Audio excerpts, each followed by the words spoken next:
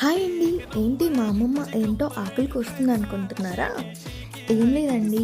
జామకాయ ఆకులు ఇలా లేతాకుల్ని తీసుకొని నేను జామాకుతో పాన్ చేస్తున్నాను. వాటికి కావాల్సినవి ఉప్పు, జీలకర్ర, చింతపండు అండి.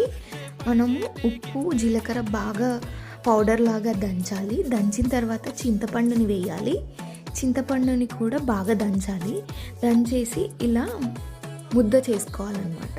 ఆ ముద్ద చేసుకున్నాం కదా, అవి తీసుకెళ్ళి లేతాకుల్లో చిన్న చిన్న ముద్దలు పెట్టేసుకొని ఫోల్డ్ చేసి తినేయడమే అండి. అంతే, జామాకు పాన్ రెడీ.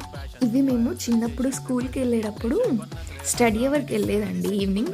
అప్పుడు మా ఫ్రెండ్స్ అందరం కలిసి ఇలా చేసుకునే వాళ్ళము. నేను, ఆశ, నిరోష, హసీనా, నీరజ అందరం కలిసి ఇలా తినేది. వీటిని ఒక స్నాక్ లాగా తినేదన్నమాట. చిన్నప్పుడు మెమొరీస్ గుర్తొచ్చాయండి.